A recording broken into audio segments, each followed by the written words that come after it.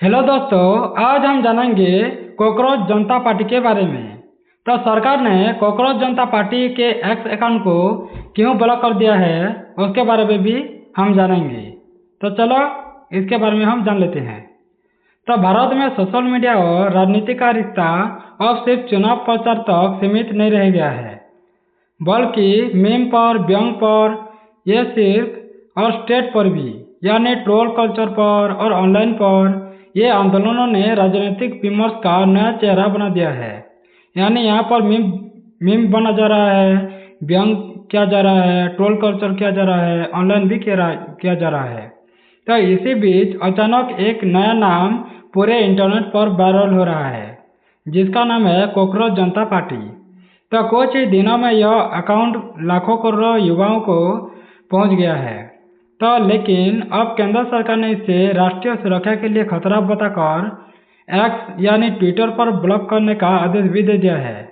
तो यह मामला सिर्फ एक अकाउंट ब्लॉक होने का नहीं है, बल्कि भारत में डिजिटल फ्री स्पीच, व्यंग राजनीति, युवा असंतोष और सरकार नियंत्रण की बहस का बड़ा उदाहरण भी बन चुका है। तो कैसे इसमें डिजिटल फ्री की स्पीच को बाधित किया जा रहा है, व्यंग राजनीति हो रहा है, युवा को असंतोष होना पड़ रहा है और सरकार नियंत्रण की वजह से भी ये बहस छिड़ गया है। तो उनके बारे में हम पूरी डिटेल्स में जानेंगे। जैसे कॉकरोच जनता पार्टी आखिर क्या है, पहले हम ये जान लेते हैं। तो कॉकरोच जनता पार्टी कोई आधिकारिक राजनीतिक पार्टी तो नहीं है। यह एक व्यंग्यात्मक सोशल मीडिया आंदोलन था जिसे महाराष्ट्र के 30 वर्षीय पॉलिटिकल कम्युनिकेशन प्रोफेशनल, जिसका हम अभिजीत डिपके को कहते हैं, उन्होंने शुरू किया है। तो इसकी शुरुआत भारत के चीफ जस्टिस सूर्यकांत की एक टिप्पणी के बाद हुई है, जिसमें उन्होंने सिस्टम पर हमला करने वालों को कॉकरोचेस जैसा बताया था। इस बयान को लेकर सोशल मीडिया पर भारी प्रतिक्रिया भी हुई थी। तो इसके बाद दीपक ने मजाकिया अंदाज में कॉकरोचेस जनता पार्टी नाम से एक ऑनलाइन आंदोलन शुरू कर दिया है। उन्होंने एआई जनरेटेड पोस्टर और मेंबरशिप फॉर्म शेयर किया है, लेकिन जो शुरुआत एक मजाक के रूप में हुई थी, वह कुछ ही दिनों में बड़ा वायरल आंदोलन भी बन गया है। तो इतनी तेजी से वायरल क्यों हुआ? जैसे इस आंदोलन की सबसे बड़ी ताकत थी जेनजी और युवा बेरोजगार वर्ग।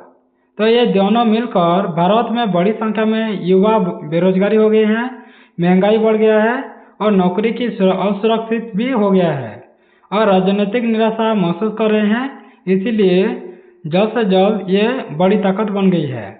जैसे रीट्विटर की रिपोर्ट के अनुसार कॉकरोचेस जनता पार्टी को ये खुद ने voice of the lazy and employment कहकर पेश किया है।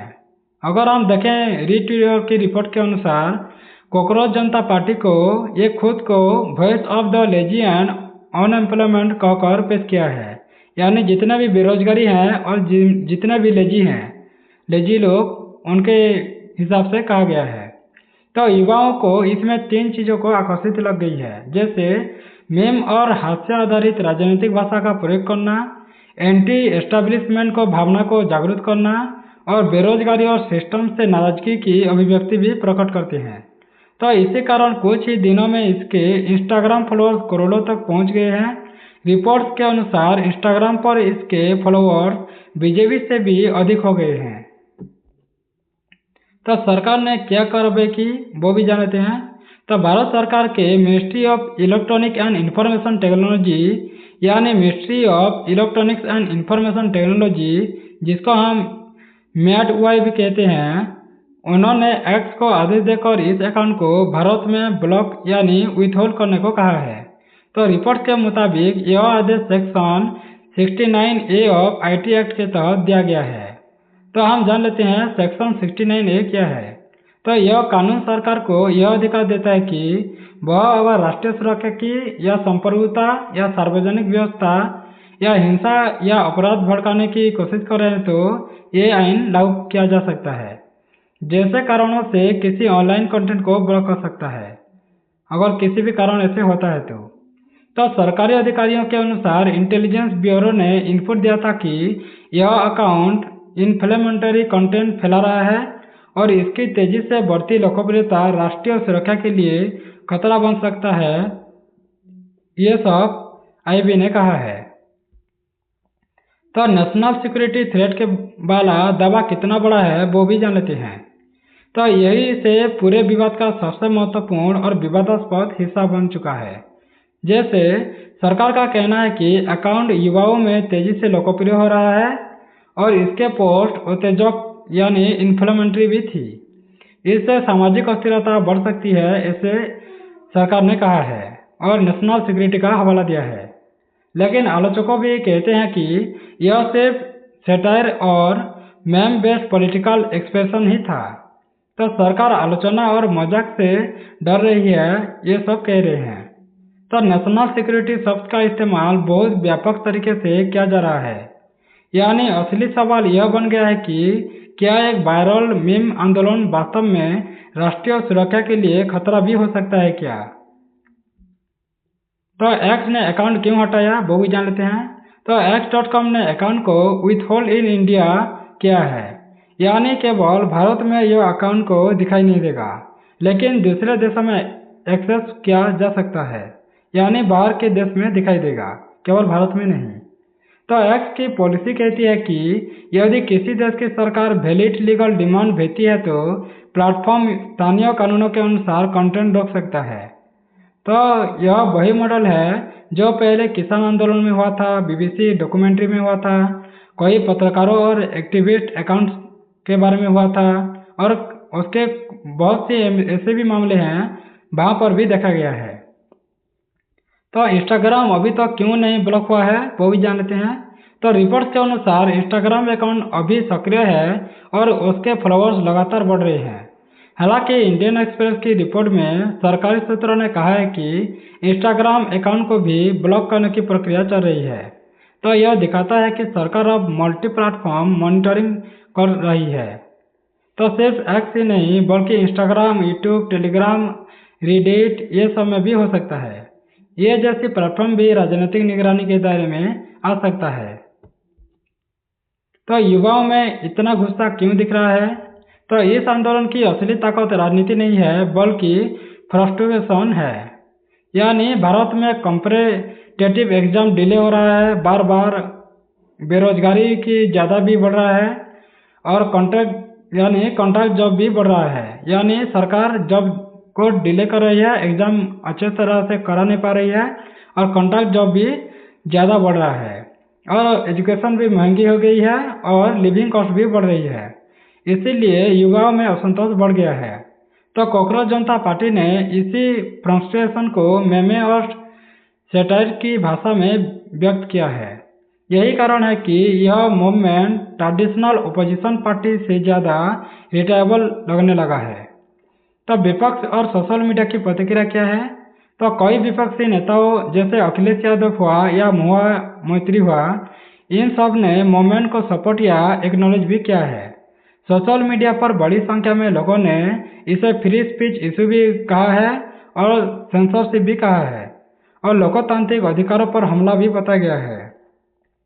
तो रेडिट और अन्य प्लेटफॉर्म पर कई यूजर्स ने कहा कि सरकार की कार्रवाई से स्ट्रेटेंड इफेक्ट पैदा हो गया है, यानी जिसे दबाने की कोशिश हुई है वह और ज़्यादा वायरल हो गया है, ऐसे कह रहे हैं। तो क्या यह सिर्फ मीम था या राजनीतिक आंदोलन भी था वो भी जान लेते हैं। तो शुरुआत में यह मीम आंदोलन ही था, लेकिन धीरे धीरे यह ऑनलाइन कम्युनिटी हो गया, यूथ को प्रोटेक्ट सिंबल मिल गया, और क्या हो गया है इसके जैसे एंटी एस्टैब्लिशमेंट की सेटियार भी खुल चुका है। तो ये सब बदलने लगा है। तो फाउंडर अभिजीत डिपके ने कहा है कि उनका उद्देश्य पॉलिटिकल डिस्कोर्सेस बदलना और नेताओं को अकाउंटेबिलिटी बनाना है, ये सब कहा है। यानी यह इंटरनेट जोक से आगे जाकर पॉलिटिकल सेंटिमेंट का प्रतीक भी बनने लगा है। तो सरकार क्यों चिंतित हो गया है? जैसे सरकार की चिंता के पीछे कुछ संभावित कारण होते हैं, जैसे रैपिड मास मोबाइलाइजेशन हो सकता है, जैसे कुछ ही दिनों में करोड़ों फॉलोअर्स, ये सब चिंता का कारण है सरकार की। यूथ कनेक्ट ज़्यादा से ज़्यादा हो रहे हैं, तो युवा वर्ग ट्रेडिशनली पॉलिटिकली वोलाटिली बढ़ा सकते हैं, वोलाटाइली। तो मेमे वॉरफेयर भी होता है, जैसे मीम आधारित राजनीति कर रहे हैं, यानी ट्रेडिशनल प्रोपेगेंडा से ज़्यादा पावरफुल होती जा रही है। तो डिसेंट्रलाइज नैरेटिव भी किया जा रहा है, तो कोई पार्टी स्ट्रक्चर नहीं है, लेकिन कोई ऑफिशियल हायरार्की भी नहीं है इस पार्टी का। तो ये इलेक्शन इम्पैक्ट फेयर भी हो सकता है। तो यदि ऐसा मोमेंट फ्यूचर इलेक्शन में नैरेटिव शेप करे तो एस्टैब्लिश्ड पार्टी को प्रभावित भी हो सकता है।